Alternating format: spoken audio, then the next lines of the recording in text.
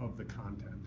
I think when you open the doors to students, then it gets could get a little iffy. Okay, I'm glad you're here, because now it makes me think, if your class wanted to tweet out, you could designate, hey, Deb, would you like to tweet out for our class today? Can I partake in that activity? Yep. Right? So then I would, you'd be a part of it, you have ownership, right? And then you always want to check your tweet, hey, look what I tweeted today. It came from you, but it's from our class. And maybe knowing that it's going to be a safe tweet. So if Mrs. Peak wants to participate in the global read aloud chat, she would have a Mrs. Peak Twitter account projected up on the screen, and then the questions would come up, and then her class would say, oh, we want to respond in this way on this, when they're chatting about a book. Sure. So I've watched that process in action where a teacher has a class account, they project it, students write down answers to the questions, and then there's a typer. You'll need to sub that day so that you can come to my room. You gotta do that. I miss you so much. I would take you up on that. But if you need help, Amy Rogers could come in and help you do that, or that kids would be engaged with that type of learning. If you're chatting about a book outside of Mrs. Peak's classroom, but with other classrooms throughout wherever, so that's kind of the power of the social media. And while it is so scary, for how many of you started a Twitter account recently and you're like, oh my gosh, I'm kind of freaking out and doing this. Like, I can't even believe I'm doing this right now. I was there. Mm-hmm. I remember contemplating for probably an hour how I was going to compose my first tweet. Like, oh my gosh, this is going out there, I got no way. Like, I'm having my son help me, and then of course it was too long, because then it was in the negative, so I had to go back. And now, it's natural habit. And also, Twitter users, just so you know, you can always, you control who you follow and listen to, right? Like on Facebook, your barrage of friends have all different kinds of interests and beliefs and political thoughts and what, are you with me? Okay, so that's kind of like my fun life, right? Twitter for me is specifically professional. I do not follow people who tell me what they're eating. I do not follow people who tell me, oh, their baby took a, first poo or whatever it is. Like, I don't follow any of that. I follow professionals that I'm going to gain knowledge from, that I, am going to grow from, and they're positive. Anyone else who posts something funny or wonky, it's unfollow. I'm done. I don't have time for that. That's what Facebook is for. And I'm finding I'm kind of leaving more of the Facebook world and coming to Twitter, because the people build me up more there than they do there's so much negativity on Facebook, and I don't like it. So, games. Okay, another note with games, I'll just go off of that again. If you let kids know that you're going to build in time and they can work towards it, they will believe you and trust that you will do it if they do what they're supposed to be doing. I promise. How to policy kids, police, where kids are on the computer. Well, you can always check your history, right? If you're not aware of how you do that, ask a tech or a friend. It's really not that difficult. Sometimes I would just, if I had a suspicion, sometimes I would just go take a kid's computer and ask them first, can you tell me what you've been doing? Because I'm about to check your history and I want you to be honest before this takes place. You have the option right now to be truthful. And I guess depending on the child, it's not hard to check history. Also to know, right, Joel, it's not hard to erase history. Can they clear history? Can they clear history? Browser? Yeah. Yes. Right. But if it's immediate, I don't know that it's that quick. And they can't browse. They can't do it that quick, because I've done it. Can they browse incognito? Not on the Chromebooks. Okay. You can't browse as a guest. If that's. Gotcha. Okay. Kids know more than I do. Kids are not on task. That's a tough one. Kids are always going to know more than you in the technology area, right? Okay, I'll take that back. Kids knew more in math, some of them, than I did too, so I guess I really can't do that. But in the world of technology, they were born with it.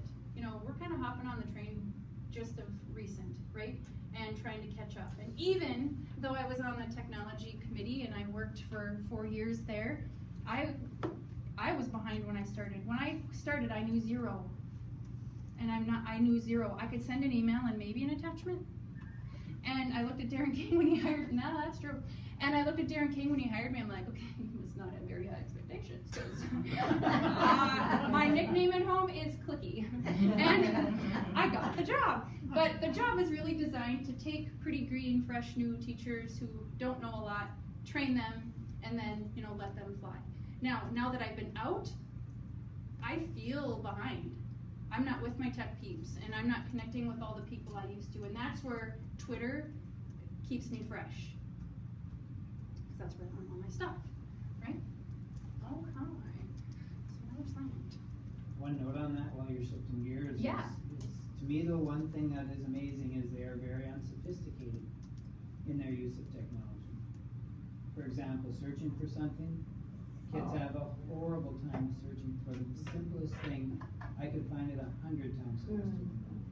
So they're not terribly, they might know the ins and outs of some things, mostly just social media, but actually searching for really good information or quickly finding important information, oh my gosh. Yep. Which is where you can utilize the tech department. They have safe search classes and how to really dig deep with searching rather than wasting your time. Or maybe you know how to, if you know how to search better than they do. Yeah, you know, teaching them. You know, hey, don't do it, don't play this because you're gonna find a million dumb things. Exactly. So, like I said, with all of my lessons, I always like to have a crazy theme, and I don't know, this one jumped out at me because kind of my information I was to go over, I guess the main topic was what are you most nervous about with management and classroom flow, and like, okay, nervous, that's kind of scared, and then that's where my Halloween theme came up. But I came across this video, and my humor is kind of lame, so just humor me and laugh, okay? But the very first character in here talks about a pencil being scary. Pencil being scary. Talk to someone about that. How can a pencil be scary?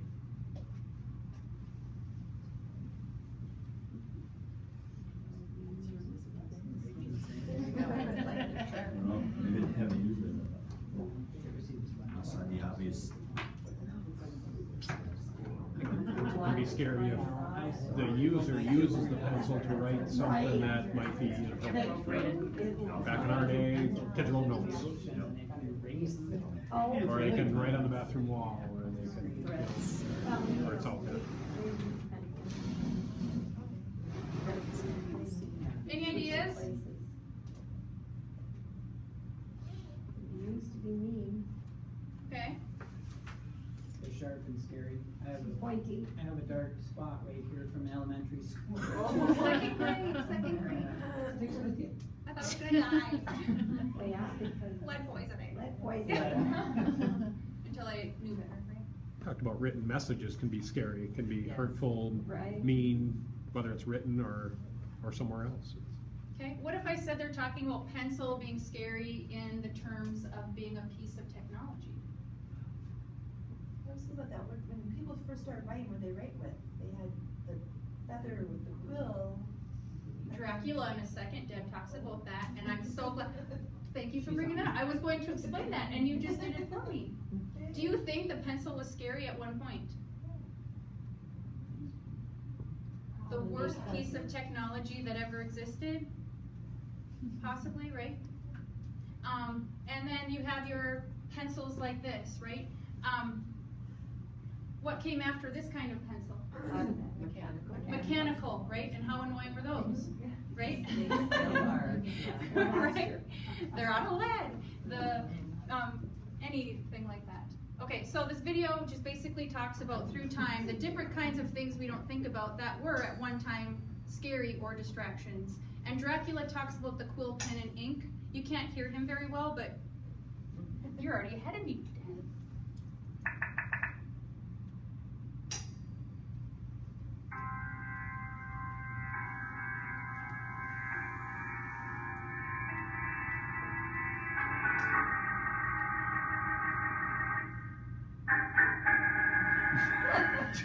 No pencils will be allowed in my classroom. The quill is so much more elegant, and the ink is so tasty. Tasteful, taste. You see, my children of the night, they get up all the time to sharpen their pens. Sharpening, sharpening, always sharpening. It's a distraction. I tell you, no good can come from all those pointy pieces of wood.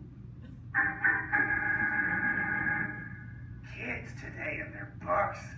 You know, any nut can write a book. They're a distraction. And you can lose a book, but you can't lose a wall. And hieroglyphics are still the way to go. Anyway, only the wall's approved by the pharaoh. I tell you, books are a fad. The writing's on the wall. Brains? Students should leave their brains at the door. A brain is a distraction. With a brain, you start thinking about stuff, all sorts of stuff, like body parts, for instance. All kinds of wonderful, nice, smooth body parts. No. Brain dead.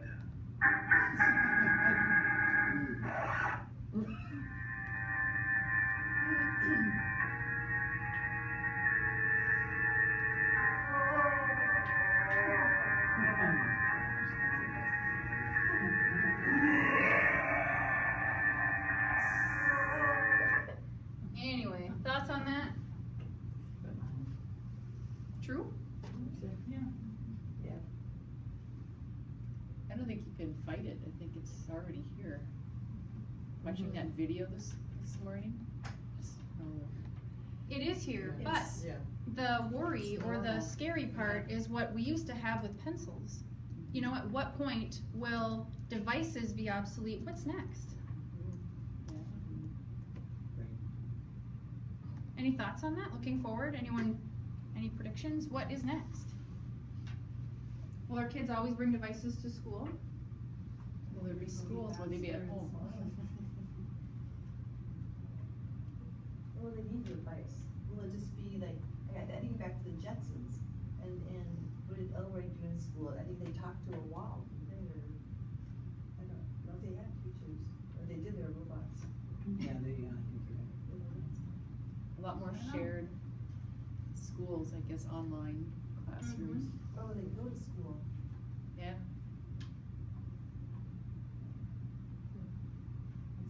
Yeah. Or their wall. It's something to think about, right?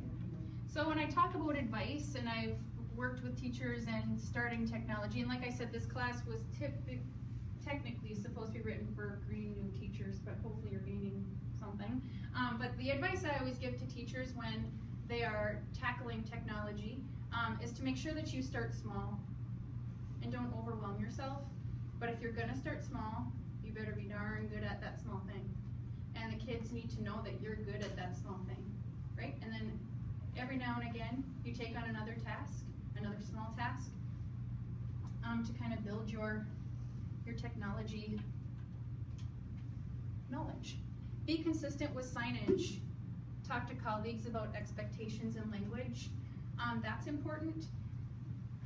When a student travels from teacher to teacher all day long with different expectations, even as much as where's the teacher's Kleenex box, to where's the sharpener, to where's the garbage, how do I head my paper, oh yeah, she likes it when I, you know, every teacher has a different set of rules and protocols. Think of that poor child. And now I'm thinking of my son, who's going to be a 10th grader with BYOD, and man, he needs a device. I'm already thinking that, right? Joel. Sorry. And can I write a grant? I don't have to bring a device, remember?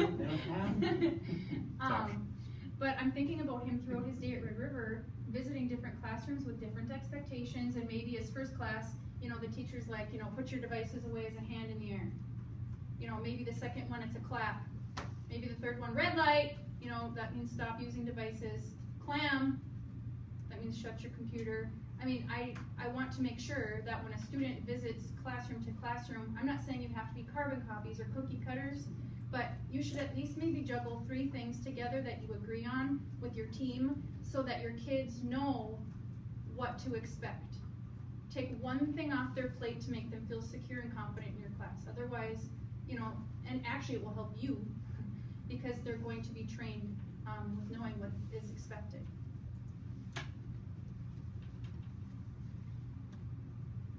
Be present, be seen, be a lurker. And like I said, you can't make connections when you're sitting at your desk. It just doesn't work that way. When kids know you're up and around, they know you're not one to fool. You know, they know they can't get away with it because she's coming or he's coming. Just be there and then consistently